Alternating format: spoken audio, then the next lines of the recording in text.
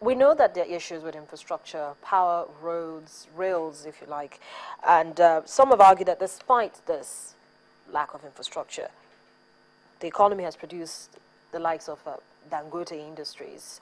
Very recently, Dangote was in Zambia to launch his 1.5 million metric tons plant, as well as a coal plant as well. What's your take on this? How come the economy can produce the likes of Dangote, but we're still having complaints about not being able to break even? Why can't we have more entrepreneurs come out? Well, I think that's the beauty, or that's the potential of the sort of economy that we have. I wrote an article last week, which came out in some of the newspapers, called "Who is Driving the Economy?"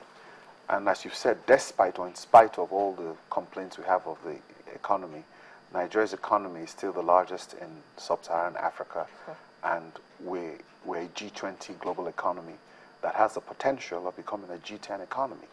So what happens if we now get the power right and we get all the other things like the infrastructure right, and we move 50 million Nigerians into the middle class? Then someone like Dangote, who is worth $20 billion now, or others like him, could easily be worth $100 billion. On the back of his successful investment in the cement industry in Nigeria, he's focused on a Pan-African expansion. And not only is he not doing Pan-African, but he's now going into Nepal. And so what is happening is that Dangote has used the Nigerian economic base to gradually to develop himself into a global player in the cement industry globally. And he's easily on his way there. And he hasn't even done a London listing or a New York listing. By the time he accesses more capital from the international markets, the sky is the limit for him to expand into several markets. So this is done on the back of a Nigerian listing. So the potential is there within this economy. And for people who can get it right, the sky is the limit. And I think that's really where our argument is that the glass is not half empty, but half full. And if we put in the right policies, if we promote the right entrepreneurs, and the government is consistent with their policies, and we move away from this waiver area and encourage the right companies to come in to make the investment on a long-term basis, then we would see the development that we're looking at, because it is the private sector companies that are making this development. And I want to remind you of something, Harriet, which is quite interesting. The GDP of Nigeria is about $530 billion. Apple has about $203 billion in cash reserves, which is more than the GDP of about close to 120 countries in the world. And that is a corporation. So if you get the likes of the Dangotes and more Nigerian entrepreneurs, homegrown entrepreneurs to focus, yeah, we need another Dangote in the agri sector. We need somebody else doing in manufacturing, in technology. If we can grow people, the roadmap is already there. We've seen an example of people who have emerged. So we just need to be able to create the right environment. We need to be more consistent with our policy formulation, and these people will definitely emerge. So in talking about, encouraging more people to emerge in terms of driving this industrialization, do you think the private sector, for instance, should be relied on to provide infrastructure? Clearly, I think the private sector, we should have a private sector-led economy. And I think it's clear in the sense that the government doesn't really have those resources anymore. So the government really needs to create the incentives for infrastructure development. And there are many infrastructure companies that could also come in here to do that. And we could grow some local companies to do that. So now we have all this cement. Then we should be able to mobilize it for infrastructure. Yeah, but you see, the issue has always been, I actually didn't want to ask you that, because every time you have a conversation, it comes up that the private sector should be part of this. And we know for a very long time, there's been this PPP arrangement, the private-public partnership, and some of them have actually gone awry, or some have, not totally even seen the light of day. But all the time, we keep talking about having a private sector-led economy at different forums, during different debates, conversations, and the rest of it. It keeps coming up. So why do we have that coming up when it seems as if there's really no acceptance of that particular strategy? It's a process, because a lot of things are still being held by government.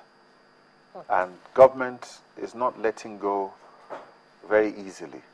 Take a look at the power sector, for instance, with the power sector privatization. Only last week, the government finally signed off on the partial risk guarantee for Azuro Power.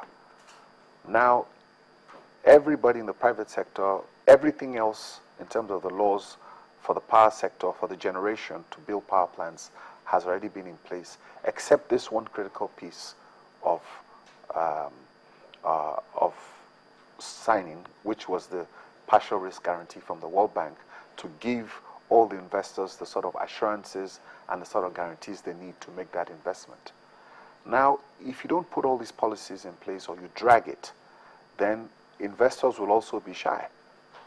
We've seen the success we've had in the telecoms industry. Okay, so the policies were clear, the articulation was there, and of course the funds came through, and we've seen the success. So if you want to repeat the same thing in the power sector, then we have to let go, because what is happening is that the power sector is even more sophisticated and more complicated than the telecom sector. Apart from the power sector, we even have the transport sector as well. The transport sector. So you just need to replicate. It's a model. So what we're saying is that if you put in your trade and investment policies properly and let them work, push them through, do not put any bottlenecks in there, then we'll flow. If you also see the NIPPs now, we have several NIPPs that can bring close to 5,000 megawatts onto the grid that are in advanced stages of completion that have been privatized. Now, the people who have bought these power plants, which they need to operationalize, are still a bit skeptical as to how they're going to go in terms of their assuring of their supply of gas. So there's still a lot of bottlenecks and a lot of tiny issues that government needs to straighten out and open up. Yeah, one of those bottlenecks, I remember hearing something that said for the IPPs, for instance, you have to send it to the national grid for it to now be distributed. Yes. And so at the end of the day, it's almost defeating the purpose of even having an IPP in a particular region. Yeah, so all those things are being sorted out gradually. So now we've agreed that you can do your IPP and put it into the local grid, which is the embedded power sort of thing. So these things need a lot of clarity. So now, I think a master stroke that this new administration have done is signing off on that partial risk guarantee. It has sent a very clear signal to investors that the government is ready to back the power sector. And what you now see is the fact that that will give other investors the confidence to begin to build more power plants. So building power plants now, the issues of building power plants will resolve that. Because once you have one example, then the rest will follow. So it's a question of political will and replicating everything else that we need. Because we do have the market. We're a 170 million population. And growing. And growing. And so the potential is there, like I said. Despite all these issues, this is where we are. We might be the largest economy in Africa, but in terms of infrastructure development, and the feeling it is, Egypt and South Africa are still ahead of us. We know that.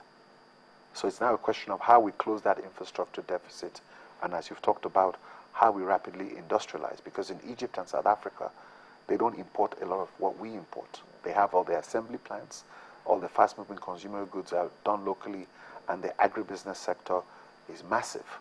And those are the sort of things that we need to do. And if we do that, we will not only move from being a G20 economy to the potential of being a G10 economy. But what realistic timeline can we give Nigeria to achieve this? Well, we have a new government in place. If they stick to their policies consistently within the next 4 years, this is what happens in Nigeria, why we're not having that rapid growth. 2015 has been a year that we might eventually write off. The political transition has taken us a whole year. And a lot of people cannot make investment decisions because they don't understand what the new policies would be. And that is why it's important that the new government should quickly articulate its policies to give investors that confidence. So what we do in Nigeria now, or what international investors do, everybody plans on a 4-year horizon. Because you know that this government is going to be there for the next 4 years. You don't know what's going to happen after 4 years. So once this government comes in, talks about its policies, then we do that. So we need to legislate a lot of things. If we have an auto policy, then we need to have it in form of a law, so that whenever or whoever government changes, then investors can be assured that the laws don't change. Well, thank you so much, Tilo. I would leave it at that for this morning, but it's been a pleasure having you on the program. Thank you very much. Tilo Adebajo is a financial advisory consultant. Join me on the program to speak on redesigning Nigeria's economy for rapid industrialization. But that's it on today's edition of the program. Many thanks for being a part of it. I'm Harriet Agbenyi. Have a profitable day.